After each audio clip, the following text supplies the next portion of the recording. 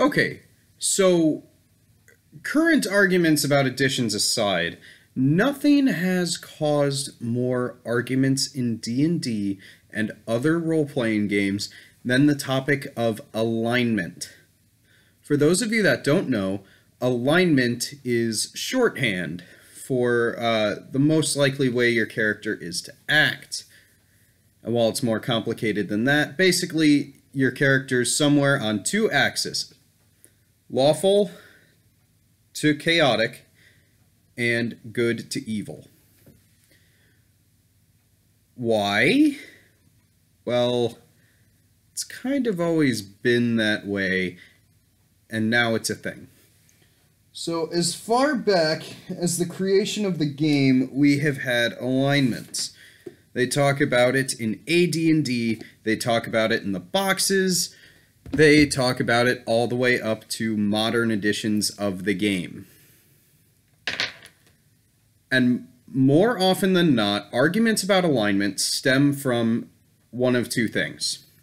First, no sane person ever says the phrase, "I am evil," and means it.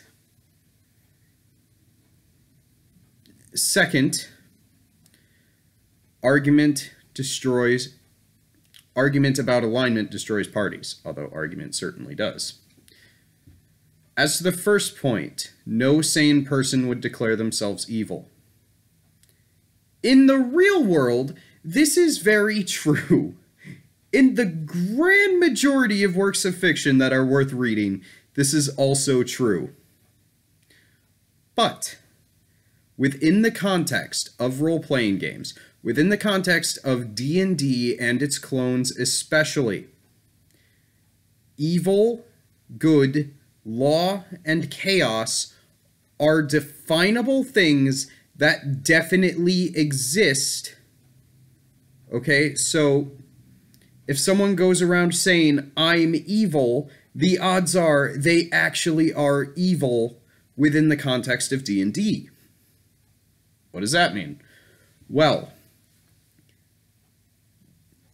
it's so weird because generally speaking, in any work of fiction, you should never, ever, ever have someone go around saying, "I am evil, I kill puppies," and etc. No. But in D&D, the alignments do exist for better or for worse. So first of all, we have spells regarding alignments, such as Detect Alignment, or Protection from Good or Evil, Protection from Law and Chaos. Certain magical weapons will have a bonus against creatures of a certain alignment. So already you're cutting those out of the game. And then we have the fact that since good and evil exist, since deities exist within the context of D&D, there are gods of good and gods of evil, gods of law and gods of chaos. They exist definitively. Okay, so yes, while, I don't know, while freaking Ambrose in The Name of the Wind isn't going to go around saying, "I'm evil, la la la la la," in D&D, he's going to have a part on his character sheet that says alignment, and it's going to say something evil. Probably. But why would anyone serve evil, you might ask, within the context of D&D? Well, because this is a world where there are tangible rewards for serving a deity. If you exist within D&D, Pathfinder, whatever, you know for a fact that there are gods, you know that there are several gods, and you know that you've got to pick at least one, because it would be stupid not to. What's going to happen to your soul when you die?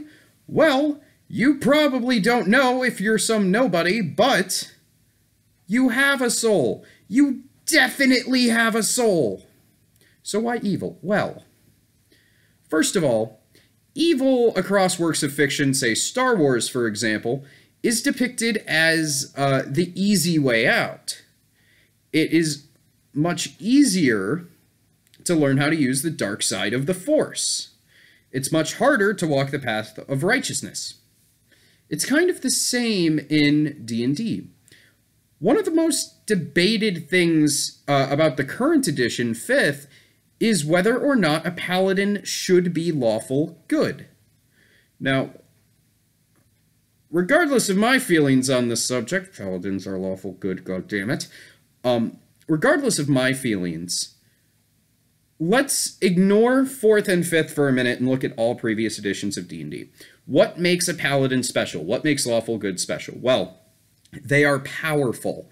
They are definitely granted very, very powerful abilities by their god that they serve. They serve as the weapon of a god against the forces of evil, which will always be more numerous, but probably weaker for the most part. If we think of the night sky as a map of kind of alignment, stars are going to be evil. The moon is a paladin, a bright and shining force, bigger than all the others, but the forces of evil are more numerous.